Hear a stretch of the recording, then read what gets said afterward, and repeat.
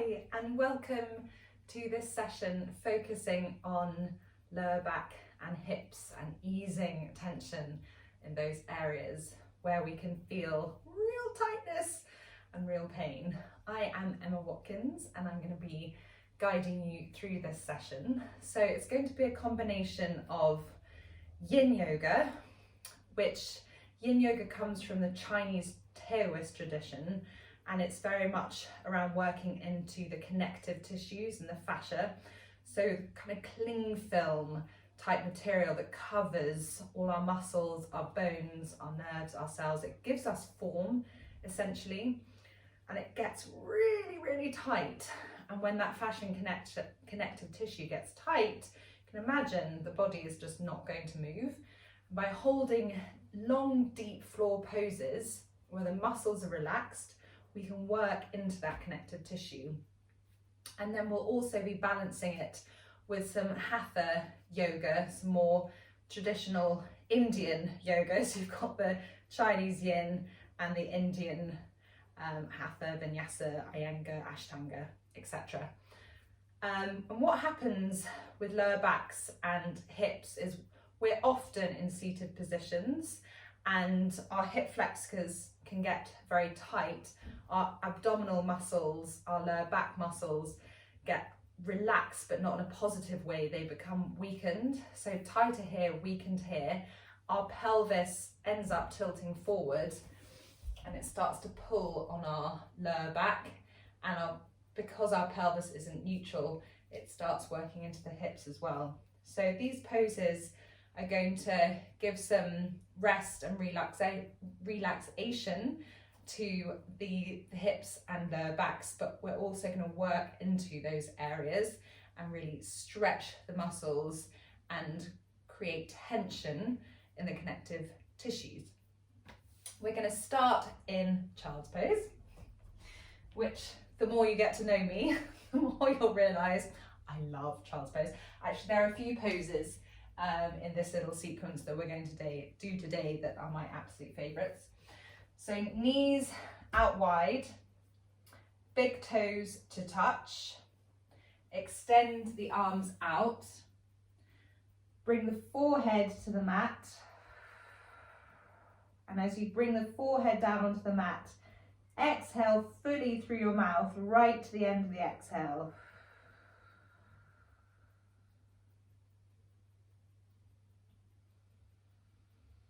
And just start to take some lovely, deep, slow inhales and exhales. Start to feel and notice the expansion of the ribs moving out to the sides. And also, child's pose is a wonderful opportunity to direct the breath into the back body and down into the lower back. So child's pose is wonderful for giving space to the lower back. If you're quite tight in your hammies, your hips and your groin, you might find you're a little bit more up like this. Don't worry, you will slowly lower down the more you practice. Just continue with the slow, deep inhales. Really imagining that you're directing that breath into your back body. Imagine the breath down into your lower back. You can even put your hands onto your lower back. And really feel the expansion as you inhale.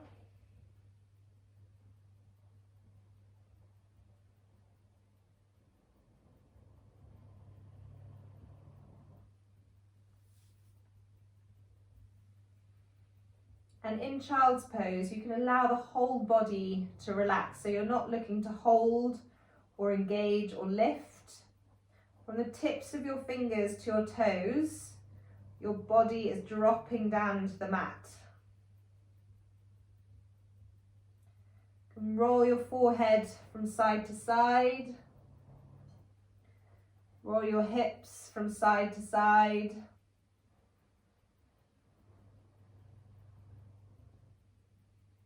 And then on the next inhale, lift up, draw the hands under your shoulders, bring your knees under your hips, hip distance apart, hands are shoulder width apart, press down into the hands, lift away from the wrists, feel your front body lift, the crown of your head in line with your spine, feel that lengthening. Keep the pelvis neutral, the tailbone just gently neutral, so it's not lifted like that, you're not overly tucking it. And your shoulder blades, imagine there's an orange, big orange or melon between your shoulder blades, and you're just squeezing together. For the ladies out there, if you're wearing sports bra, you'll be able to feel the movement as you squeeze your shoulders together, shoulder blades together, just at the sides here. Then we're going to come into cat and cow, which is a spinal flexion and extension. So just working into easing the spine, easing out the spine. So we're going to exhale first. So inhale, then exhale, lift the gaze, roll the shoulders, drop the belly, lift the tailbone. And then we're going to inhale, moving from the base of the spine, tuck the tailbone, belly to spine, and then really feel the inhale and opening into the top of the back. So you round the top of the back, chin to chest. And then exhale, lift the gaze, roll the shoulders, drop the belly, lift the tailbone. And just keep moving through a very mindful flexion and extension of the spine, what's more commonly known as cat and cow, and just be conscious that you're not moving your back just two ways. So what's great about cat and cow as well is it works into the middle part of our back, which we don't often move into. In the middle part of our back, our thoracic, can get very tight. When that gets very tight and you have a lot of flexibility in your lower back, that's what can cause issues. I had a back injury 3 years ago, which was exactly because of that. I'm quite flexible here. I wasn't moving at all here. So cat and cow is really great for that. And then come back to your neutral tabletop, tuck the toes under. We're going to come into our downward facing dog. So tuck the toes under, press into the hands. It's by pressing into the hands, feel yourself lifting down and back. The knees come off the mat, the tailbone reaches to the sky. Immediately bend the knees. Relax the head and neck. Extend away from the wrists, bringing the weight into your legs, into the balls of your feet. Release. So really release that head and neck, give it a good shake. Shoulder blades again, squeeze together. You're looking to have the insides of your elbows facing each other. And take a lovely deep inhale in through the nose and out through the mouth. So what can happen here, if you straighten the legs, but you've got really tight hammies, your pelvis will tilt forward. So we were talking about that pelvis tilt earlier. And that can happen again here. And if you can see my back, by tilting my pelvis forward, it's putting more pressure on my spine. So if your hammies are really tight, keep the knees bent to create more space in the lower back. As downward dog, it is and can be quite a restorative pose. So you can keep the knees bent, or you can walk the dog, pad out the legs, bending and straightening one after the other.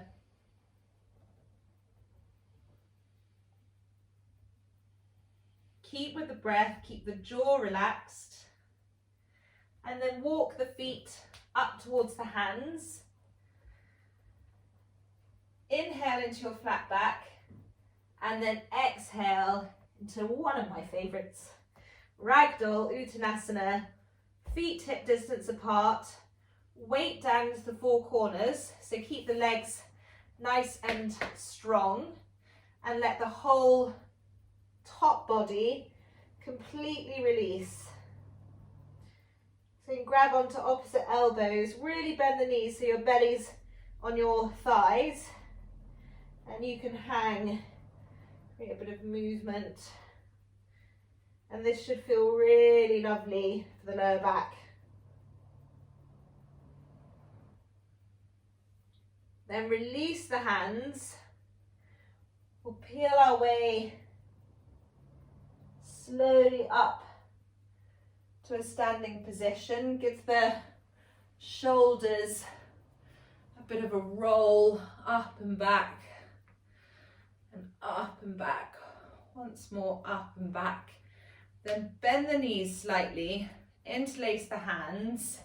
We'll come into a standing cat. So round the back, extend the hands out. This just feels really nice for your whole back, really.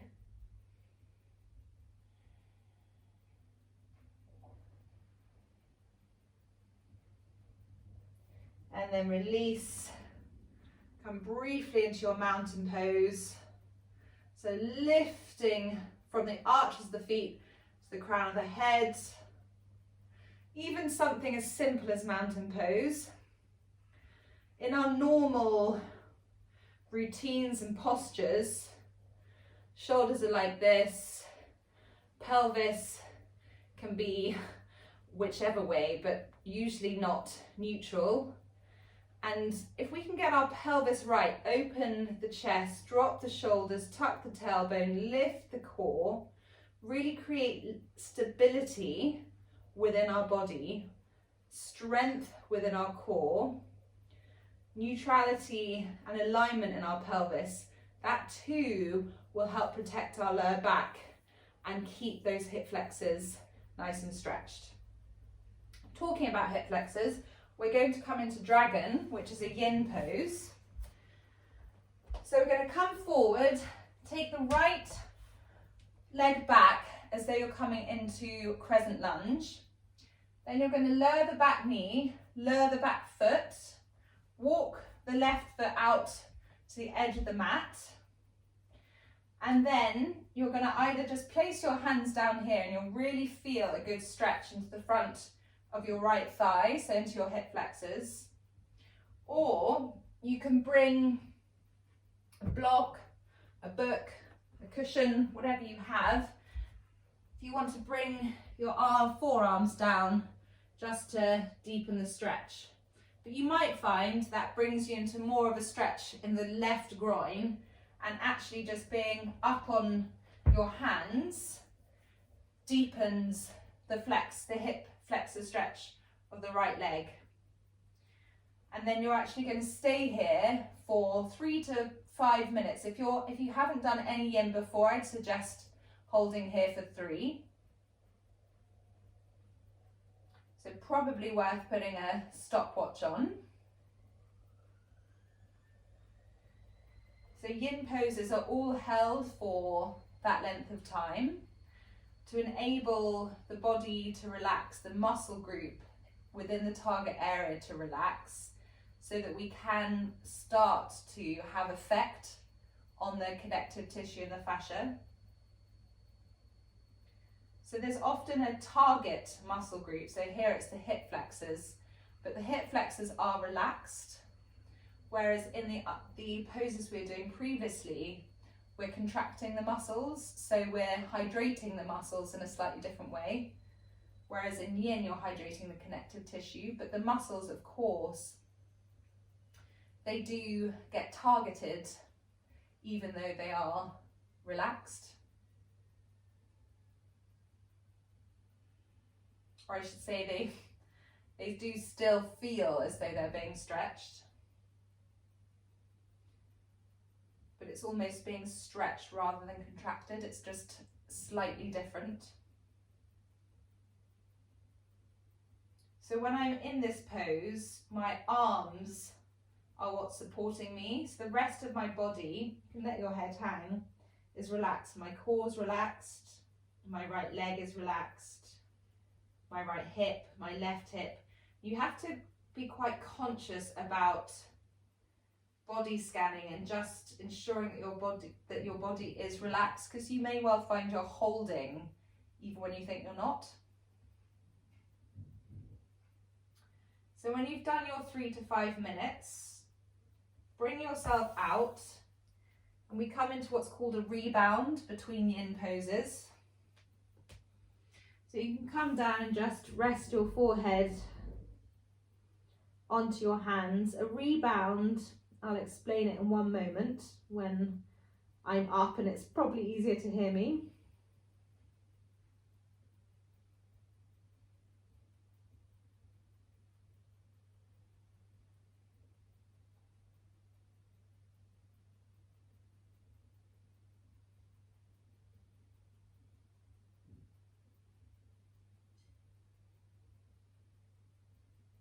And then we're going to come back up, and this time we're going to stretch out the left hip flexors. So bring the right foot forward. Draw the left leg back as though you were in a high lunge, but you've got the knee down, the left top of the foot down. Right foot out towards the edge of the mat, and then you can either stay here or bring your forearms down. And then once you're here, relax the body.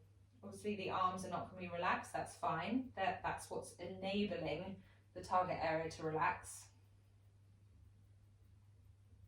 So rebound is when we take the time to allow the body to feel the effects of the stretch, of the yin pose. So if you imagine very tight, sort of lead adhesive material that becomes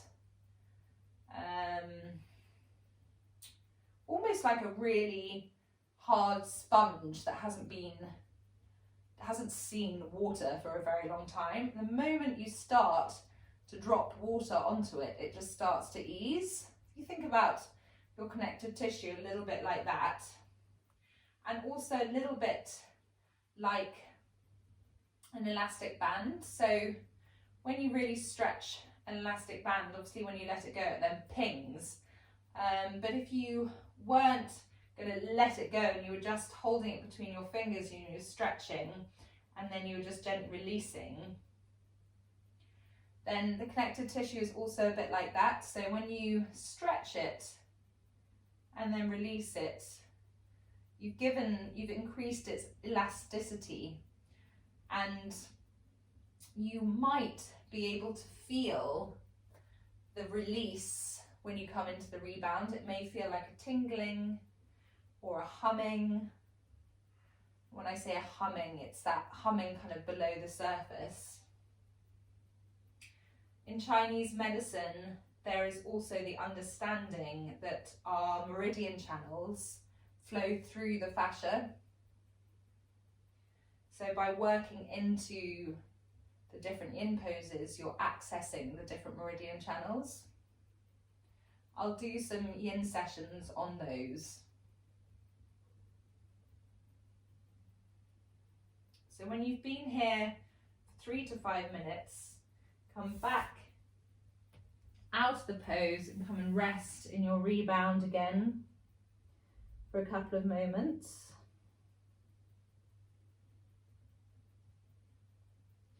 You can also come and lie on your back, which may mean that you feel the hip flexor even more. But as we're going to come into another pose whilst we're up here, I'm then going to come onto our back afterwards. But you can come in onto your back at any rebound stage. It's the perfect position to be in, almost your shavasana.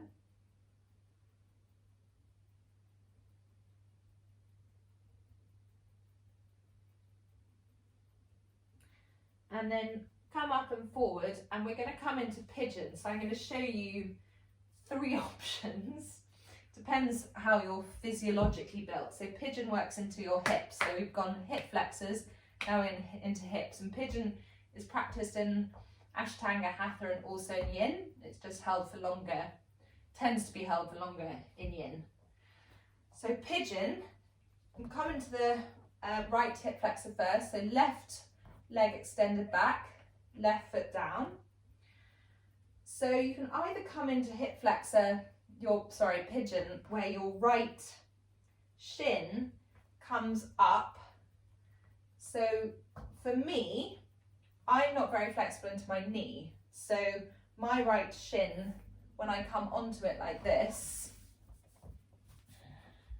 if you can see me like that, see it just sits directly under my thigh and it gets pins and needles and doesn't feel good. Whereas for a lot of people, you'll be able to get your shin more perpendicular to the mat. If you can do that, then that's a great pigeon to come into. So you'd be like this, but your shin would be perpendicular to the short length of the mat. Then you can bring your forearms down, bring your forehead onto fists, or forehead down onto your hands, or you can extend the arms out and place the forehead fully down. And you're looking to feel this stretch deep into your hips. You can also place a block under your right hip to keep yourself supported. The second option, which is what I do, is I come down onto my right butt or right hip. I bring my right shin up and then I stretch myself so my back comes forward and then I release my head, and that really works into my right hip, and then I'm not getting any pins and needles. Third option is you come down onto your back, and this you might have done in kind of gym classes, whatever, but it still has the same effect. It's just modified reclined pigeon. So left sole of foot down to mat, right foot across left thigh, lift up the left leg, hands behind the thigh, flex the right foot, relax the left, and then push the right knee out. Then you can relax the right foot. Sounds a bit like a twister instruction. And that also is very effective at working into the right hip. So you've got those three options. Whichever one you're in, relax the body.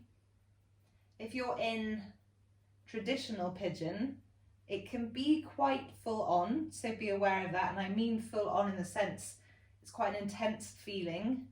We also hold a lot in our hips. So if you find you are having an emotional release, you feel laughter bubbling up or you feel tears bubbling up, don't worry, it's very normal. You may not feel that at all, but if you do and it feels too much, just bring yourself out of it for today and then come back into it another time.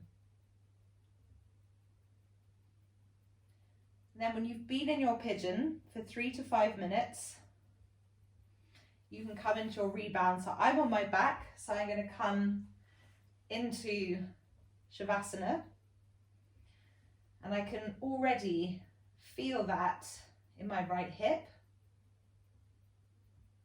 What you'll probably feel is that your right hip feels elongated.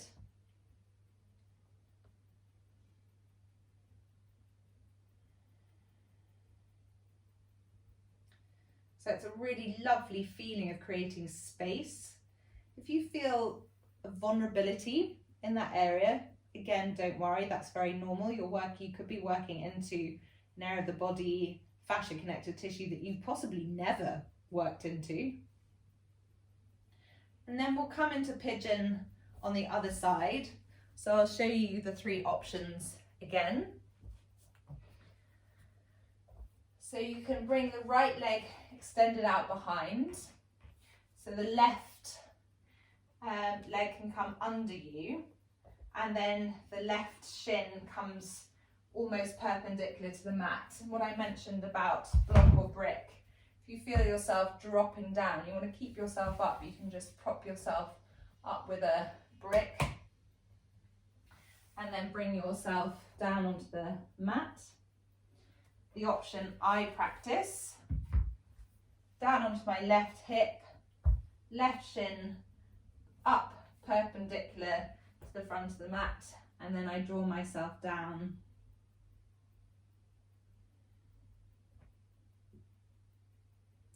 And then third option, coming onto your back, right sole of foot down, left foot across thigh, hands behind the right thigh, lifting up, relaxing the right foot, relaxing the left.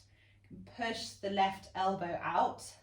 So again, you're using your arms here, but the rest of your body's relaxed. Your core's relaxed. Your hips are relaxed, even though you're working into your left hip.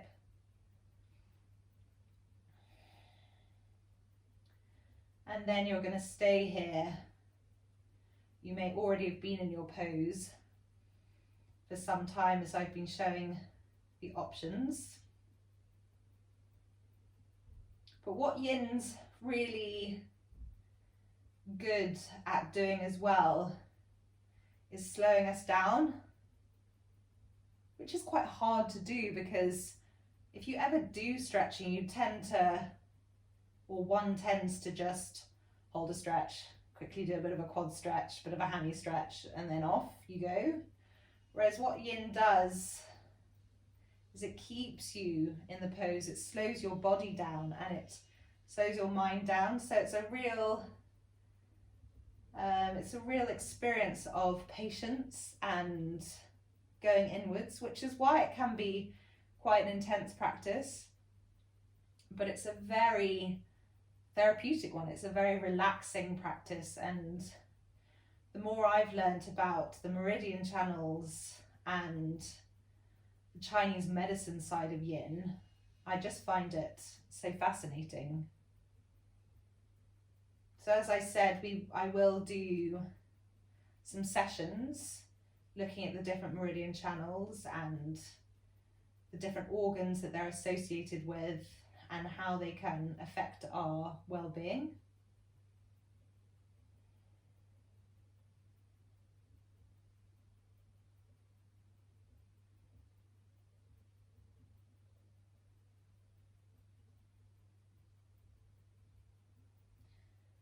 And then you're going to bring yourself out of pigeon, come back into your Shavasana. That's also why Yin's great, because I keep coming back into your relaxation pose, and just notice how the body feels. So I feel a lot more balanced now. I've got two what feels like elongated legs and just more opening into the hips. And then we're going to work a little bit into the lower back. So bring your knees into the chest, give them a squeeze. You'll often do this in yoga classes where the teacher says to make circles with your knees, and that's just gently massaging out the lower back.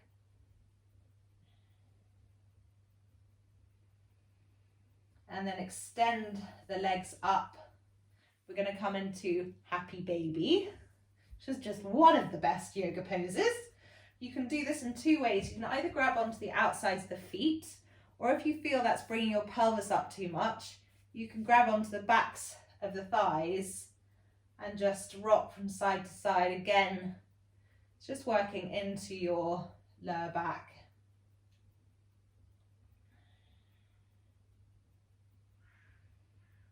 And if you've got a little bubba with you, I'm sure they wouldn't mind joining in.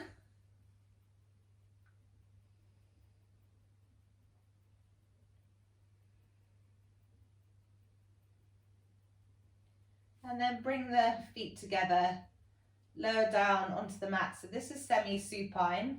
And then just let the knees drop in together. It's so simple, but that you'll immediately feel a melting and release into your lower back. And from here, we're going to move into our supine twists. So I'm pregnant, so I'm not going to, I will instruct you, but I won't do them the full supine twist because deep twists are not so good for me.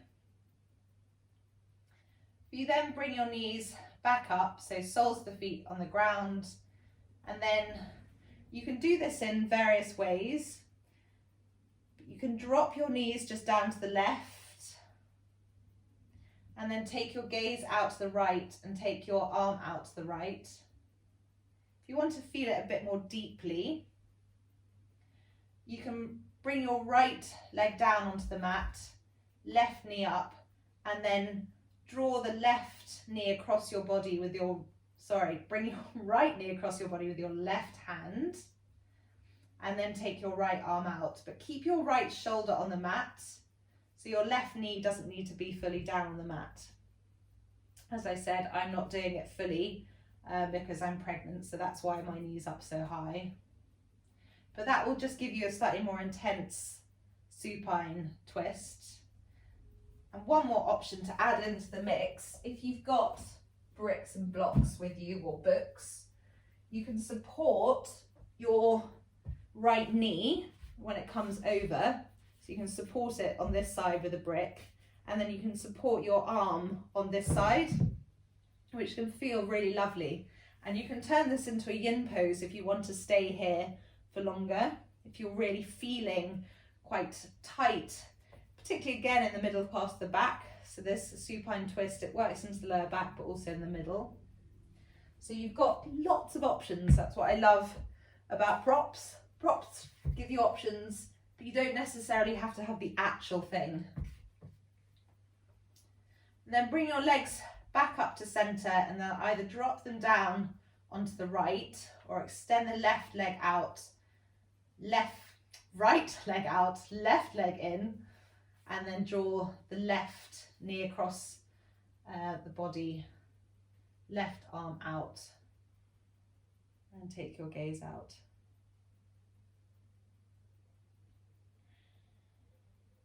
And keep breathing. So I haven't talked much about breath in this session because I'm focusing on the poses, but breath is always important in a yoga practice.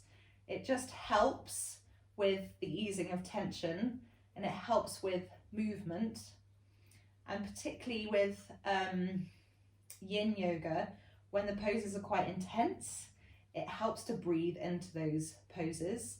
And the breathing, again, focuses, distracts and quietens the mind. So if you can, just keep with the breath. And then come back to center and give the knees a little squeeze again.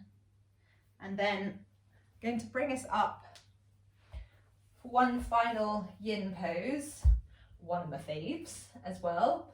So this is caterpillar. So you can either sit bones on the mat or bring a block and place them under your sit bones. Move the flesh, grab some cushions.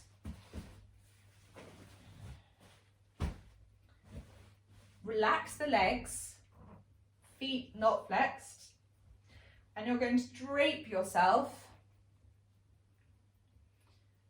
across the over the cushions. So in ashtanga hatha, you'd be extending from the lower back, whereas what we're doing here is we're working into the connective tissue of the lumbar fascia. So we're rounding the spine, relaxing the back, relaxing the legs, relaxing the whole back body, but we're working into the whole back body. Hamstrings, up the back, relax the shoulders, the core. Really important to relax the core here, because in ashtanga hatha we'd be extending through the lower spine and we would be engaging that core slightly. And just bring one cheek to the mat, to your cushions.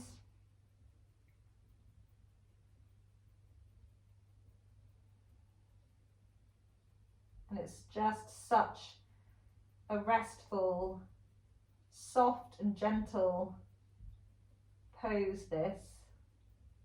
It's very grounding as well. You could stay here for 3, 5, 10 minutes really if you like.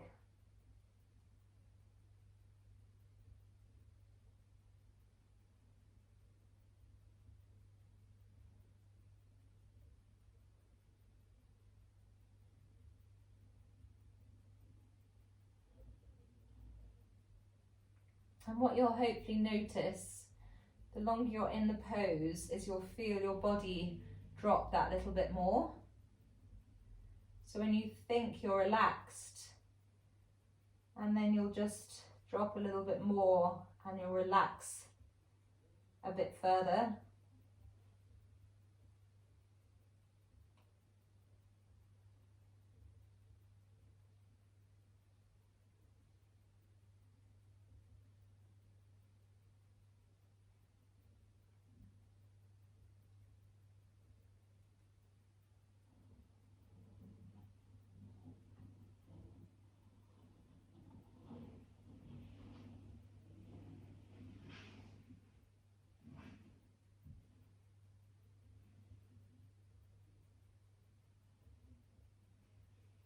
See, I could just happily stay here.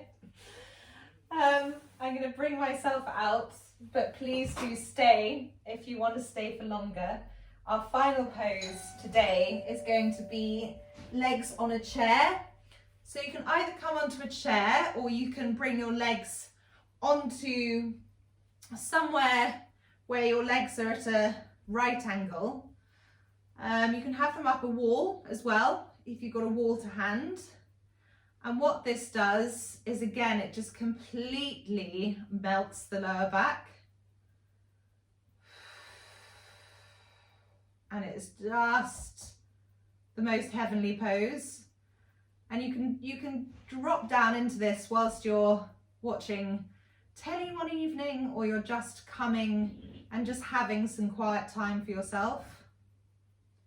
It also helps to realign the pelvis, because there aren't many poses at all which completely take the pressure off the pelvis. We're working against gravity here. And you can just bring your arms out to the side and just let the body flop and drop.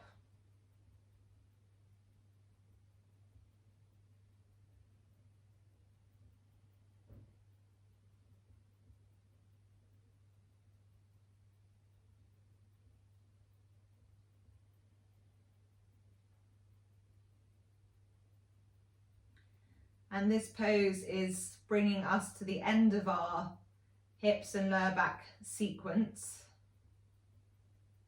And do feel that you can come back to this sequence at any point. Even if your hips and lower back feel okay, it's a really good thing to practice this sequence to keep your hip flexors stretched, and to just give some rest to the lower back and slightly work into the middle back as well.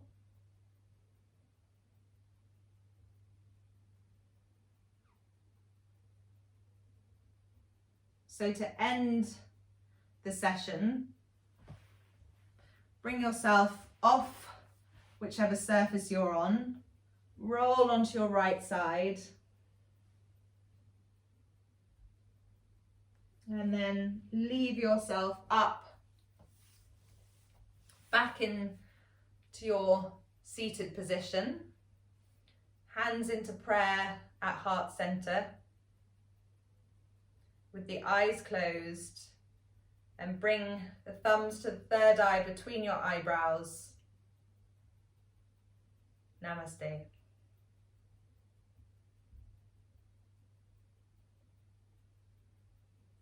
Thank you for joining me today, and I really hope that if you came to this session feeling in pain and hunched over, and that you feel a little bit, you've got a bit more space in the back and you just feel a bit more eased. Have a lovely day and see you soon.